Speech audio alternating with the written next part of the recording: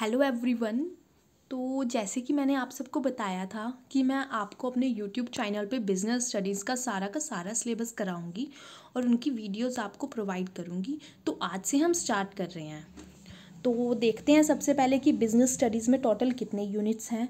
तो you can see that कि total business studies के अंदर 12 यूनिट्स आते हैं जो कि 2 पार्ट्स के अंदर डिवाइड हैं। Part A principles and functions of management and part B business finance and marketing. तो हम ट्राई करेंगे कि हम जो एक यूनिट है उसको मैक्सिमम 1 to 2 वीडियोज़ में उसकी कवरेज कर लें। और जैसे कि फर्स्ट यूनिट ज़्यादा लेंथी नहीं है, इतना ज़्यादा मुश्किल भी नहीं है, तो हम कोशिश करेंगे कि इसको इस ही वीडियो में इसको सारा का सारा कवर कर दें। ओके, तो हम स्टार्ट करते हैं with our very first unit that is nature and significance of management. तो इस यूनिट के अंदर टोटल 4 टॉपिक्स आते हैं।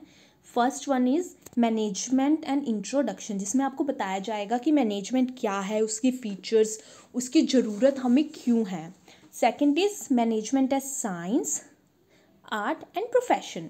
हम मैनेजमेंट को साइंस से कंपेयर करेंगे, फिर हम मैनेजमेंट को आर्ट से कंपेयर करेंगे एंड देन हम उसको प्रोफेशन से कंपेयर करेंगे कि मैनेजमेंट के कितने फीचर्स इन तीनों चीज़ों से मैच करते हैं। एंड उसके बाद हमारा नेक्स्ट टॉपिक आएगा that is level and function of management, कि मैनेजमेंट के कितने लेवल्स हैं। तो there are total 3 levels in management that is top, middle and lower level. तो हम इसके बारे में इसमें करेंगे। एंड लास्ट इसके अंदर आएगा कोऑर्डिनेशन। हम कोऑर्डिनेशन के बारे में देखेंगे कि कोऑर्डिनेशन होता क्या है, उसकी इम्पोर्टेंस क्या है, हम इन सारी चीज़ों के बारे में हम देखेंगे। तो let us begin this unit now. तो सबसे पहले क्या आता है, मैनेजमेंट एंड इंट्रोडक्शन। तो हम देखते हैं कि मैनेजमेंट क्या होता है। Guys, it is rightly said that anything minus management is zero. क्योंकि अगर हम मैनेजमेंट के बिना, मतलब नॉर्मल लाइफ में भी अगर हम किसी चीज़ को सोच समझ कर मैनेज कर कर नहीं करेंगे तो वो उसका रिज़ल्ट हमें ज़ीरो ही मिलेगा। अगर आप स्टडी कर रहे हो, आपको नहीं पता आपको क्या करना है क्या नहीं करना, तो उससे आपको कुछ भी हासिल नहीं होगा एट लास्ट। तो आपको जो रिज़ल्ट है उसका ज़ीरो ही मिलेगा। तो लेट्स सी कि हमें मैनेजमेंट की नीड क्यों महसूस हुई। तो सबसे पहले इसमें ये क्या कहते हैं, एज यू ऑल नो कि ह्यूमन बीइंग की जो नीड है वो कॉन्टिन्यूसली राइज कर रही हैं और ये सिंगल हैंडेडली नीड्स को पूरा करना बहुत ज़्यादा मुश्किल है। इन नीड्स को पूरा करने के लिए ग्रुप ऑफ एक्टिविटीज़ हैं, तो एक पर्सन सिंगल इन नीड्स को पूरा नहीं कर सकता। तो इन नीड्स को पूरा करने के लिए हमें ह्यूमन ग्रुप्स की नीड है जो इन कामों को अच्छे से पूरा कर सकेंगे। तो जो ह्यूमन ग्रुप है, ऐसा तो है नहीं कि एक ह्यूमन ग्रुप सारे के सारे काम अकेला कर लेगा। हमें 1 to 2 या बहुत सारे ह्यूमन ग्रुप्स की नीड होगी उस काम को करने के लिए। तो ऐसा आप सबको पता ही है। तो the question now arise that कि क्या सारे के सारे लोग इतनी कैपेबल हैं कि वो बाहर से कोई उन्हें ना समझाए कि काम कैसे करना है, उन्हें कंट्रोल ना करे, वो काम कर लेंगे? The answer is negative. अब आपको ये ज़रूर पता है कि आपको स्टडी करनी है, आपके लिए ज़रूरी है, आपको अकाउंट्स करनी है, आपने बिजनेस स्टडीज़ करनी है, आपके लिए मेन सब्जेक्ट्स हैं, ये असेंशियल है। बट अगर आपको कोई इससे रिगार्डिंग गाइडलाइंस नहीं प्रोवाइड करेगा तो आप कर थोड़ी ना पाओगे इन चीज़ों को अच्छे से। तो यू नीड गाइडलाइंस। ओके बच्चों, तो आगे हम देखते हैं कि अब इन चीज़ों को करने के लिए हमें मैनेजमेंट की ज़रूरत है। You know there are 5 functions of management: planning, organising, staffing, directing and controlling. ये फंक्शंस किस लिए किए जाते हैं? बिकॉज कि हम अच्छे से सारा का सारा मैनेजमेंट का काम अच्छे से किया जा सके। तो जो मैनेजर है उसका काम क्या होता है इस टर्म में, कि वो जो सारे के सारे लोग हैं उनको गाइडलाइंस प्रोवाइड करता है, उनका काम को डिस्ट्रीब्यूट करेगा, प्रॉपर डिस्ट्रीब्यूशन ऑफ वर्क करेगा, उनको राइट्स एंड ड्यूटीज़ देगा, उनके अंदर कोऑर्डिनेशन एस्टैब्लिश करेगा, उन्हें डायरेक्ट करेगा, उन्हें कंट्रोल करेगा। इन सारे कामों को करेगा मैनेजर। तो मैनेजमेंट का जो काम है वो हमें गाइडलाइंस प्रोवाइड करना है, जो कि उसका मीडियम जो होता है वो मैनेजर होता है। अब कोई भी इंस्टीट्यूट है, हमारा स्कूल है, उसके अंदर भी मैनेजमेंट होएगी। आप सबके जो स्कूल्स हैं उन सब में मैनेजमेंट है। वो मैनेजमेंट क्यों है? कि वो टीचर्स को गाइडलाइन प्रोवाइड कर सके, उन्होंने काम कैसे करना है। आप स्टूडेंट्स को गाइडलाइन प्रोवाइड कर सके, आप बिना गाइडलाइंस के तो काम नहीं करोगे। तो that's why we need management. कि हमारा जो काम है वो अच्छे से बिना किसी प्रॉब्लम के हो जाए, और कोई भी प्रॉब्लम हमारे को, हमारा जो मेन ऑब्जेक्टिव है, जैसे कि हमारे स्कूल्स हैं उनका ऑब्जेक्टिव क्या है, आपको टीच करना, आपको स्टडी प्रोवाइड कराना, और ऑन द अदर हैंड जो हमारी कंपनीज होती हैं उनका ऑब्जेक्टिव क्या होता है, प्रॉफिट मैक्सिमाइजेशन। तो आप इन सब चीज़ों को समझ रहे हैं कि जो मैनेजमेंट है वो हमें गाइडलाइंस प्रोवाइड करती है, हमारे काम को आसान बनाती है, जिससे कि हम अच्छे से सारा काम कर सकते हैं। तो लेट्स सी मैनेजमेंट की डेफिनेशन क्या है। Management is an art of getting work done from other in a formal manner. तो मैनेजमेंट का काम क्या है, दूसरों से काम करवाना, and in a formal organise group से काम करवाना।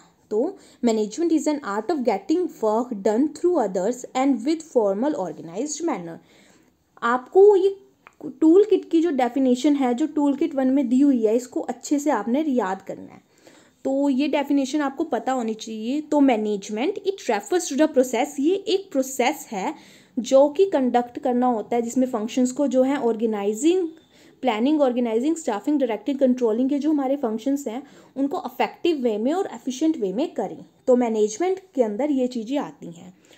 As you can see, management is an art of knowing what you want to do and then seeing that they do it in the best and in the cheapest way.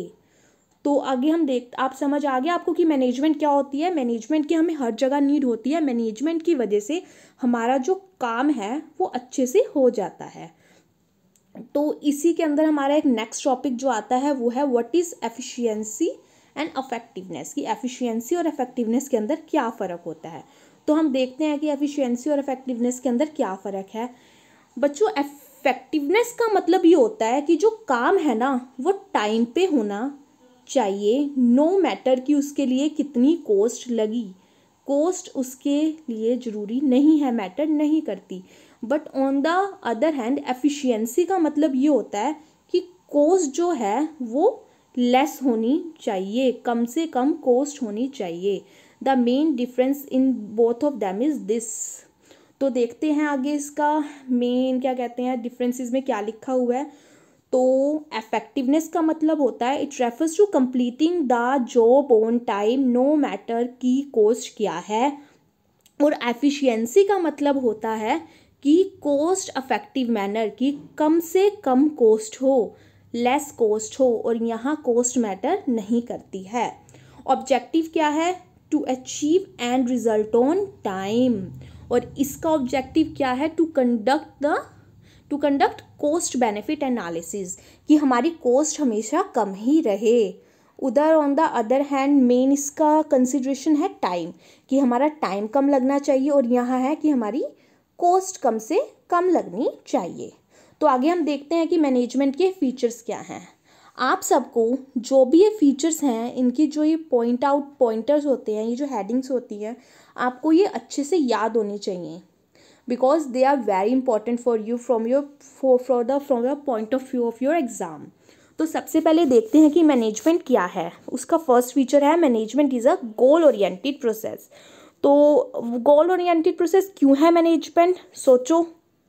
Obvious सी बात है, जो सारा का सारा काम एक organisation का होता है वो एक ऑब्जेक्टिव को अचीव करने के लिए होता है। ऑब्जेक्टिव मतलब कि गोल, कि जो हमारा गोल है उसको हमने अचीव करना है। तो that's why management is a goal oriented process. For example school का गोल क्या है, हाई क्वालिटी एजुकेशन प्रोवाइड करना। कंपनीज का गोल क्या है, मैक्सिमम प्रॉफिट अर्न करना। ऐसे ही हर एक ऑर्गेनाइजेशन का अपना गोल होता है, और उस गोल को अचीव करने के लिए हम मैनेजमेंट का यूज़ करते हैं, हम सारे कामों को बहुत अच्छे से करते हैं। सेकंड इसका पॉइंट क्या है, मैनेजमेंट इज़ ऑल परवेसिव। हमें हर जगह मैनेजमेंट की नीड होती है। आपको कहीं जाना है, आप कितने अच्छे से मैनेज करेंगे कि आपने मॉर्निंग में 5 AM उठ जाना है, 8 AM आपकी ट्रेन बस जो भी है वो है, आप 9-10 बजे तक 10 बजे तक वहाँ पहुँच जाएंगे, फिर आपने अपना फंक्शन अटेंड कर 4 बजे आप वहाँ से वापस आ जाएंगे। तो आपने ये सब मैनेज करा, तो आपने इसमें क्या करा है, मैनेजमेंट का यूज़ करा है, आपने टाइम अपना मैनेज करा है।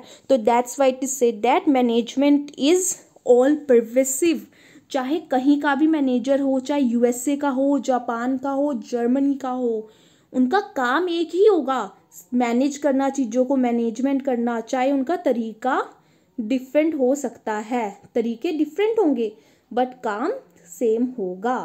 आगे देखते हैं मैनेजमेंट इज मल्टी डायमेंशनल, कि जो मैनेजमेंट है वो मल्टी डायमेंशनल है, उसके बहुत ज़्यादा तरीके से उसमें काम होता है। तो first is management of work. Every organisation अपने काम को मैनेज करती है। जो एजुकेशन इंस्टीट्यूट है उनका काम है एजुकेशन प्रोवाइड कराना, तो वो मैनेज करते हैं कि वो अच्छे से आप सबको एजुकेशन प्रोवाइड कराएं। और ऑन द अदर हैंड जो क्या कहते हैं हॉस्पिटल होता है, उनका काम क्या है, पेशेंट्स को ट्रीट करना। फैक्ट्री का काम है प्रोड्यूस करना। ऐसे ही सारे काम हैं। तो मैनेजमेंट ऑफ वर्क है कि हमें काम को मैनेज करना होता है। आगे है management of people, employees, students, employees हर जगह होते हैं, तो उनको भी तो मैनेजमेंट ही करेगी कि उनका काम अच्छे से हो, वो अच्छे से सारा कुछ करें। उनकी नीड्स को देखना, हर चीज़ को देखना, सबके साथ डील करना। To deal with the people having different needs and different interest, to deal with the people taking them as one group, कि लोगों को ये फील कराना कि वो एक साथ हैं। उनका जो अगर देखो स्कूल है, उसके अंदर सारी टीचर्स अपने आप को अलग अलग ट्रीट करेंगी, तो जो बच्चे हैं वो अच्छे से स्टडी नहीं कर पाएंगे। ऐसे ही ऑर्गेनाइजेशन है, उसके अंदर 100 एम्प्लॉयज़ हैं और वो काम मिलकर नहीं कर रहे हैं, तो हमारा काम सही से नहीं होगा। बट अगर वो काम सही से करेंगे तो सब कुछ बेस्टेस्ट वे में होगा। तो पीपल को मैनेज करना भी बहुत ज़रूरी है। ऑपरेशंस मतलब कि एवरी ऑर्गेनाइजेशन का some basic products and services provide करती है। स्कूल टीचिंग करता है, कोई कंपनी है वो प्रोडक्ट मैन्युफैक्चर्स करती है, जैसे आपकी कॉपीज़ हो गए, पेन हो गए, उन सबको देखना कि कौन सा मटेरियल का इनफ्लो आउटफ्लो, टेक्नोलॉजी वगैरह, इन सब चीज़ों को देखना, तो मैनेजमेंट का ये भी काम होता है। आगे देखते हैं management is a continuous process. As you all know management एक कॉन्टिन्यूअस ही प्रोसेस है। ऐसा क्यों कहा जाता है इसको कॉन्टिन्यूअस प्रोसेस? बिकॉज इसके अंदर प्लानिंग होती है, ऑर्गेनाइजिंग होती है, स्टाफिंग होती है, डायरेक्टिंग होती है, कंट्रोलिंग होती है, एंड देन अगेन कंट्रोलिंग करने के बाद प्लानिंग होती है। क्योंकि सबसे पहले हम चीज़ को प्लान करेंगे, फिर उसको सारा काम करके उसे हम कंट्रोल करेंगे। वो काम हो जाएगा, हम फिर देखेंगे कि हमें क्या दिक्कत आई, हम उसको फिर से प्लान करेंगे। तो मैनेजमेंट हमेशा चलती ही रहती है। A manager is a busy sometimes doing one manager activities at the other time some other activities, क्योंकि उसको सारा का सारे फंक्शन स्टिम्युलसली परफॉर्म किए जाते हैं मैनेजर्स के साथ। ऑल द टाइम वो फंक्शंस परफॉर्म होते हैं। अगला देखते हैं क्या कह रहे हैं वो, management is a group activity. As you all know सारा काम एक सिंगल पर्सन तो बिल्कुल नहीं कर सकता, हमें उस काम को करने के लिए ग्रुप ऑफ पर्सन्स की नीड होगी। तो that's why management is a group activity. तो in order to realize its goal, the organization has to do different activities like purchase, sale, manufacturing, finance, etc. एक सिंगल पर्सन ये सारी activities नहीं कर सकता, तो उस काम को करने के लिए हमें एक साथ मिलकर उस काम को करना होगा। तो दैट्स वाई ये ग्रुप एक्टिविटी है। If all the people of our organisation work in a team, ये सब कब होगा अच्छे से, कि जब सारे के सारे लोग एक टीम बनकर काम करेंगे, कोऑर्डिनेशन के साथ एक डायरेक्शन में काम करेंगे। एक डायरेक्शन में काम करेंगे का मतलब है गोल को अचीव करने के लिए काम करेंगे, जो हमारा मेन गोल है उसको अचीव करने के लिए जब वो सारे काम करेंगे। दस we may say that management is a group activities, not an activity performed by a single person, क्योंकि चाहकर भी मैनेजमेंट का काम वन पर्सन नहीं कर सकता। उस काम को करने के लिए आप ग्रुप ऑफ पीपल्स की नीड होगी। तो अगला पॉइंट क्या आता है, management is a dynamic function. Dynamic क्यों है? क्योंकि वो काम जो है वो बाहर होगा, बाहर एनवायरनमेंट में होगा। एनवायरनमेंट मतलब कि जो कंपनी है उसकी सराउंडिंग, ठीक है, और उसको सरवाइव भी उसी में करना है बाहर मार्केट के अंदर। क्योंकि मेन पर्पस क्या है मैनेजमेंट का, प्रोडक्ट्स का मैन्युफैक्चर करना। फॉर एग्जांपल हम देखते हैं कंपनी है वो प्रोडक्ट मैन्युफैक्चर कर रही है, तो उसको जो प्रोडक्ट वो मैन्युफैक्चर करेगी उसको वो बाहर मार्केट में उसको सेल करेगी। ठीक है स्टूडेंट्स, तो जब उसको सेल करेगी तो वो जो इन्वायरमेंट है वो डायनामिक है, सोशल है, मतलब इन्वायरमेंट जो है वो अलग अलग है, अलग अलग टाइप के वहाँ पे लोग हैं, हर चीज़ों को उसको देखना होगा, पॉलिसीज़ वगैरह वहाँ की चेंज होएंगी, जैसे जैसे सरकार चेंज होएगी तो बहुत सारी चीज़ों में चेंजेस लाने पड़ते हैं, मैनेजमेंट को अलग अलग चीज़ों पे काम करना पड़ता है। जैसे एग्जांपल के तौर पर कोई भी फॉरेन की फूड कंपनी अगर इंडिया में आती है, फॉर एग्जांपल डोमिनोज़ है, डोमिनोज चाहे फॉरेन में अलग फ्लेवर्स के पिज़्ज़ा बनाता है बट इंडिया में आया तो उसने इंडिया में आके इंडियन फ्लेवर के अकॉर्डिंग काम करना शुरू करा कि जो इंडिया के लोगों के खाने का स्वाद है उसको ध्यान में रखती हुई उसने मैन्युफैक्चरिंग करी। क्यों करी? बिकॉज उसको एग्जिस्ट करना था मार्केट में, डायनामिक है चीज़ें, उनको उन चीज़ों को फेस करना ही करना होगा। तो that's why management is dynamic. Management is an intangible force. Obvious सी बात है स्टूडेंट्स, आप मैनेजमेंट को देख नहीं सकते, आप महसूस जरूर कर सकते हैं। आपका स्कूल है, आप देख सकते हैं कि स्कूल में सारा काम अच्छे से हो रहा है, तो दैट्स वाई मैनेजमेंट वहाँ पर है। यू कैन सी कि मैनेजमेंट होती हुई चलती हुई तो हमें नहीं दिखती ना कि यहाँ मैनेजमेंट है, ओके यहाँ भी मैनेजमेंट है। No, you can feel it. ये एक इनटेंजिबल फोर्स है।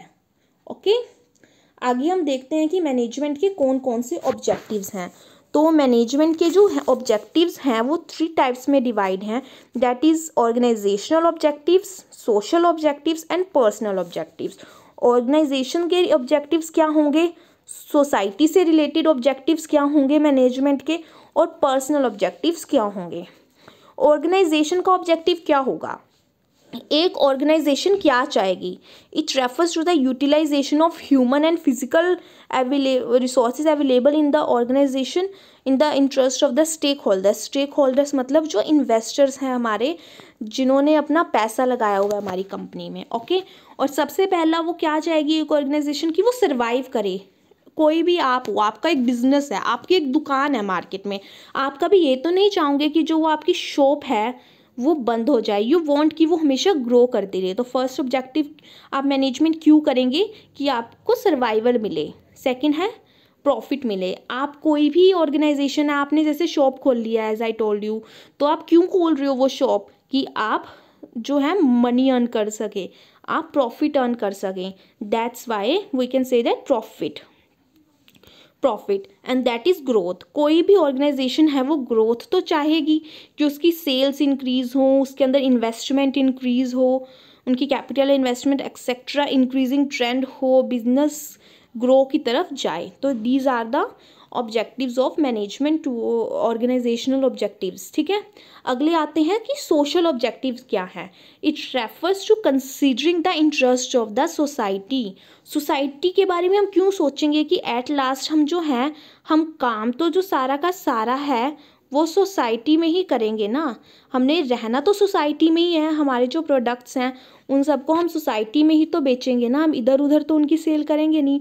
तो हमें सोसाइटी के बारे में भी सोचना होगा। सोसाइटी के बारे में हम क्या सोचेंगे कि हम उन्हें एम्प्लॉयमेंट अपॉर्चुनिटीज़ प्रोवाइड करें, प्राइस अच्छा दें, सेफ्टी एंड हेल्दी प्रोडक्ट्स दें, employ manager promises to ensure health and safety and price, ये सारी चीज़ें।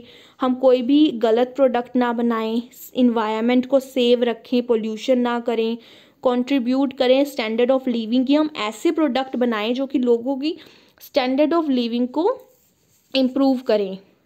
हमें, आपको पता है कुछ जो बहुत अच्छी कंपनीज होती हैं ना, वो थोड़ी से एरियाज़ ले लेती हैं सोसाइटी की हेल्प करने के लिए, कि जैसे एक स्पेसिफिक एरिया या कॉलोनी है कि हम वो कॉलोनी ले लेंगे और उस कॉलोनी के अंदर हम या तो पार्क्स बनवा देंगे बच्चों के लिए, या फिर झूले वगैरह लगवा देंगे, मतलब उसकी डेवलपमेंट करते हैं। या तो उसकी क्लीनिनेस देखेंगे कि वो जो क्या कहते हैं मार्केट है या फिर जो वो एरिया है वो क्लीन रहे।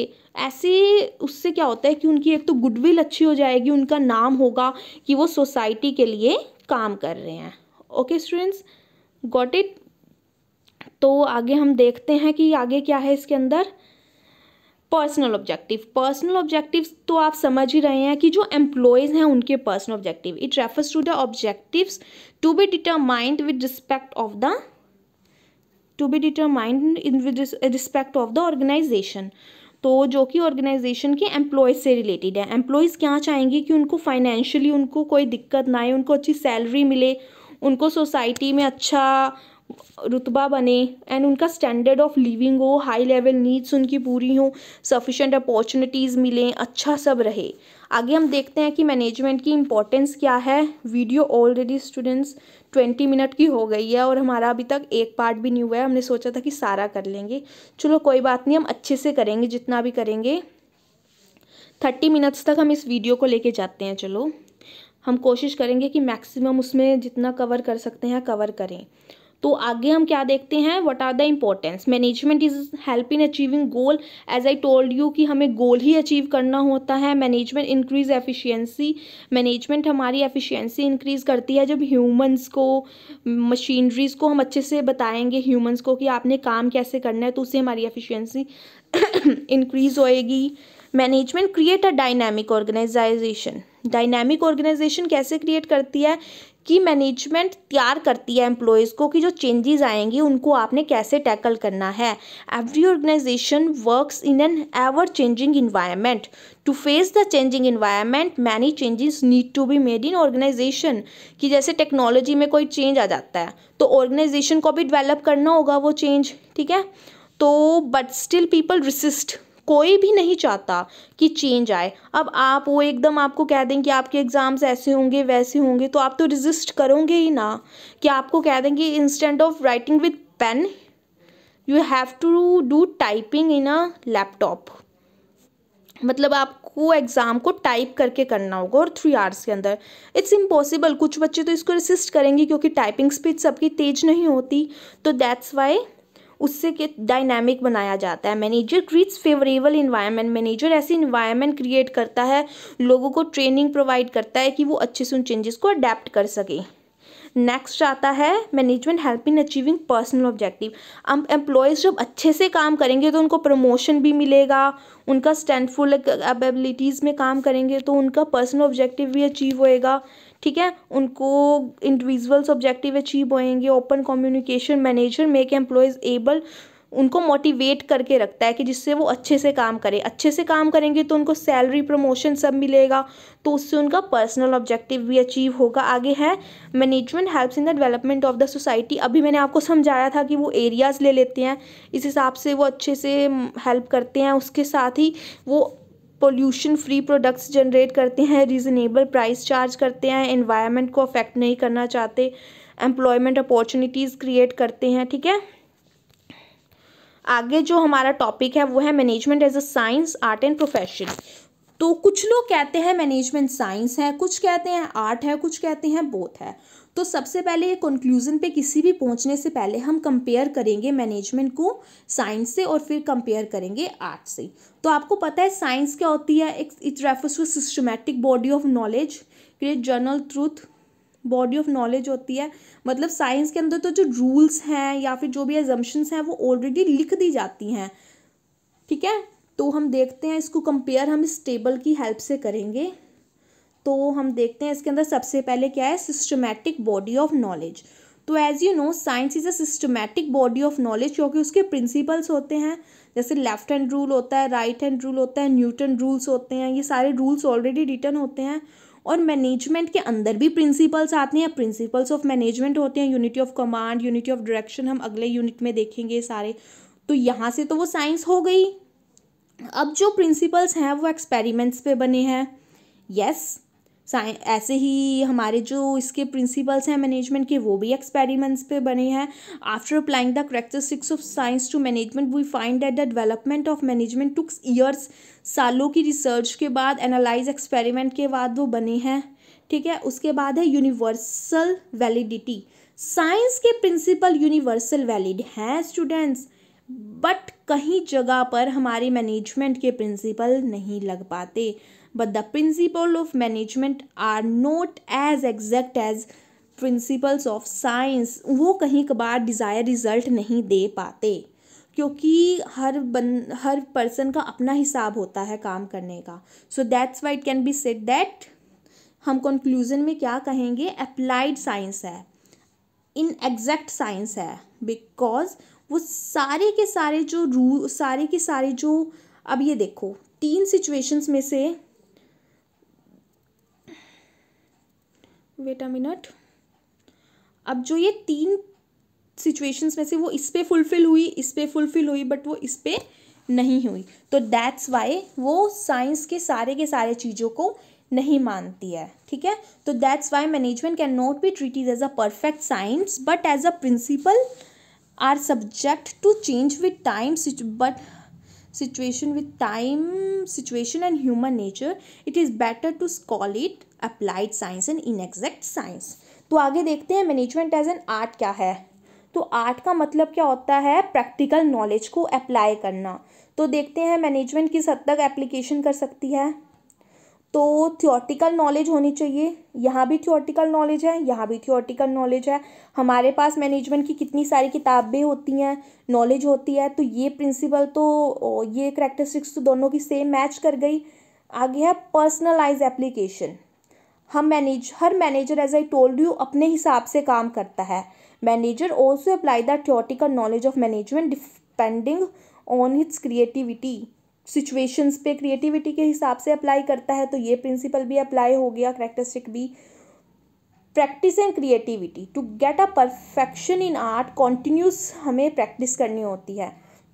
और ऐसे ही हर मैनेजर को भी अपनी फील्ड में काम अच्छे से करना होता है। Just as an art it can be with the help of practice, हम प्रैक्टिस की वजह से ही अच्छा काम कर सकते हैं, इम्प्रूव कर सकते हैं। तो हम कंक्लूजन में क्या कहेंगे, therefore we can say that management is both science and art.